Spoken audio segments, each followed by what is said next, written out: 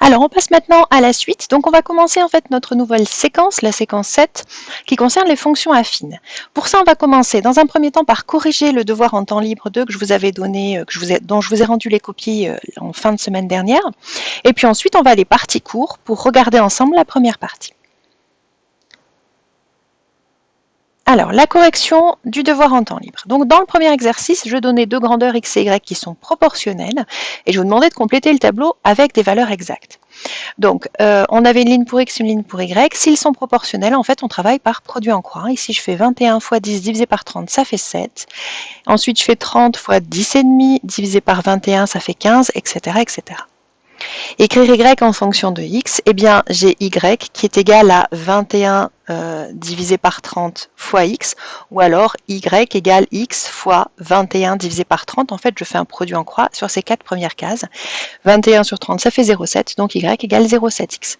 Et de quel type de fonction s'agit-il? C'est une fonction linéaire, soit parce qu'on reconnaît l'expression y égale 0,7x, soit parce qu'on se rappelle du cours de collège qui dit que un tableau de proportionnalité est lié à une fonction linéaire. Pour l'exercice 2, donc on avait un problème, je vous ai ici mis une photo parce qu'en fait pour répondre au problème proprement, il fallait nommer les différents points de la figure pour pouvoir appliquer le théorème de Thalès.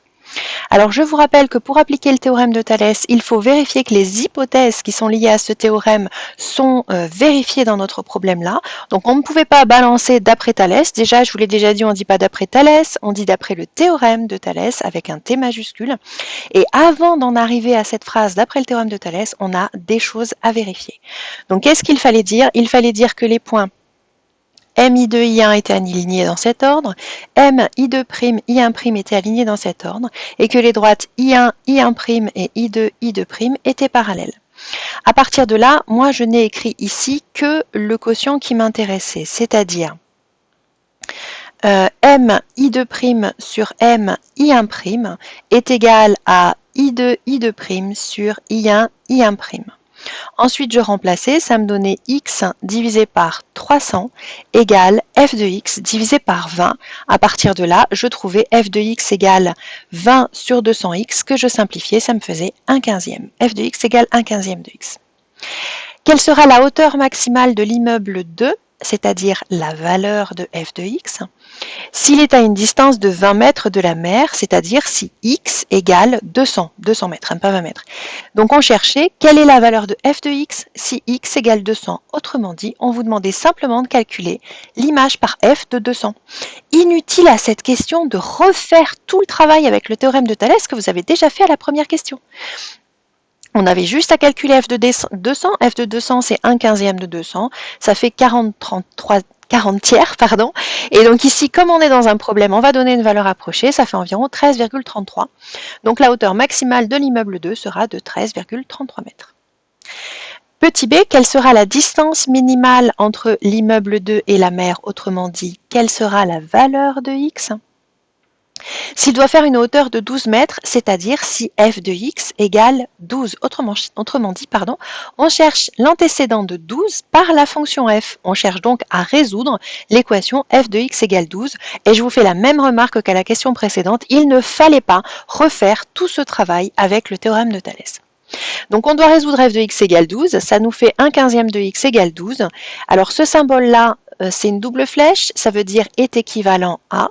On a le droit de l'utiliser quand on résout des équations et des inéquations. Attention, avec parcimonie dans un premier temps. Donc ici, ça me fait 12 et x égale 12 fois 15, donc 180. Il sera au minimum à 180 mètres de la mer. Dernière question, la distance entre les deux immeubles, donc c'est-à-dire cette distance-là, I1', I2', doit être égale à la somme des hauteurs des deux immeubles, c'est-à-dire la longueur I2', I2 et plus la longueur I1', I1. Je traduis ça, ça me donne cette longueur-là, c'est 300 moins x, égale f de x plus 20. Alors, ce que je reproche à un grand nombre d'entre vous, c'est de m'avoir balancé cette formule-là, 300 moins x égale f de x plus 20, ou 1/15 de x plus 20, directement sans aucune explication.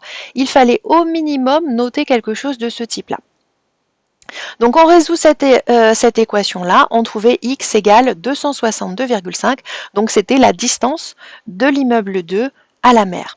Il y avait une autre question dans cette question. On demandait aussi la hauteur maximale de l'immeuble 2, donc c'est-à-dire la valeur de f de x. Il fallait donc calculer f de 262,5 qui faisait 17,5 et conclure en disant la hauteur maximale de l'immeuble 2 est de 17,5 mètres et sa distance à la mer sera de 262,5 mètres. Voilà pour ce devoir en temps libre. On va maintenant passer au cours, à la partie cours. Donc vous attrapez cette feuille-là. Le DTL2, vous voyez, c'était un prérequis, c'était histoire de réactiver un petit peu la notion de proportionnalité, la notion de fonction linéaire, les calculs d'image, les recherches d'antécédents. On va, nous, travailler dans ce cours sur les fonctions affines. Encore une fois, les capacités, c'est ce que vous devez savoir faire à la fin du chapitre, donc à retravailler d'ici la fin du chapitre. La définition d'une fonction affine pour commencer aujourd'hui, et plus particulièrement des fonctions affines, et de leur cas particulier, les fonctions linéaires et les fonctions constantes. Donc une fonction affine f, c'est une fonction qui est définie pour tout nombre réel par une formule qui peut s'écrire comme ça. F de x égale m fois x plus p, où m et p sont des nombres réels donnés, fixés, qui ne bougent pas. Si p égale 0, la fonction affine s'écrit f de x égale m fois x, comme dans notre problème, f de x égale 1/15 de x, et ça c'est une fonction linéaire. Si m égale 0, la fonction affine est une fonction constante qui s'écrit du type f de x égale une constante, f de x égale p. Donc ça, ce sont les deux cas particuliers des fonctions affines. Par exemple, ici, f de x égale 3x moins 5, c'est une fonction affine, m égale 3, p égale moins 5. Pour la deuxième, g de x égale moins 2x, c'est une fonction linéaire avec m égale moins 2 et p égale 0. h de x égale 5, c'est une fonction constante avec m égale 0 et p égale 5. Ce que je vous invite à faire avec moi, pendant que je l'écris, c'est de noter ça sur la fiche de cours. Donc à côté de f de x, on a dit que c'est une fonction affine. Entre parenthèses, vous notez m égale 3 et p égale moins 5. Comme ça, vous avez le temps de le noter en même temps que moi ici.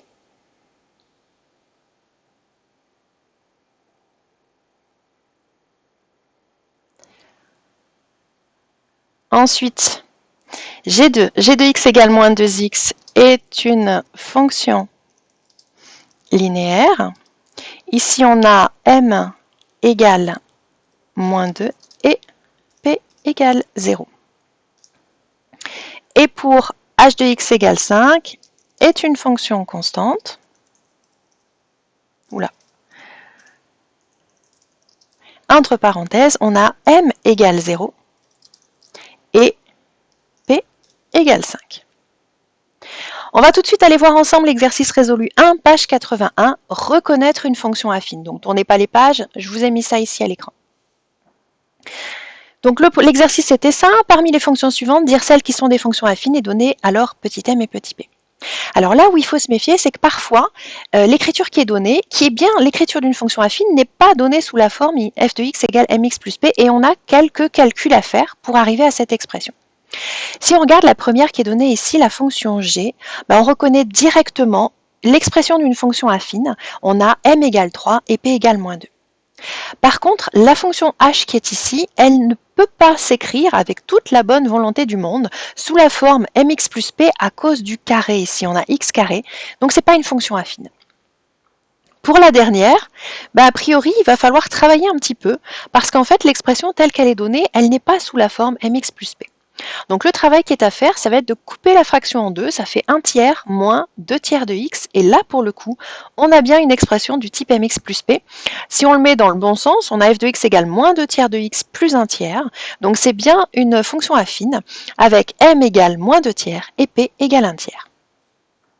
Alors, je vais vous demander pour le prochain cours, c'est-à-dire jeudi, de chercher les exercices 1, 2 et 3 de votre fiche d'exercice. Donc, les premiers exercices, ce sont des exercices qui ressemblent à l'exercice résolu que l'on vient de regarder. Donc, vous vous en inspirez pour répondre.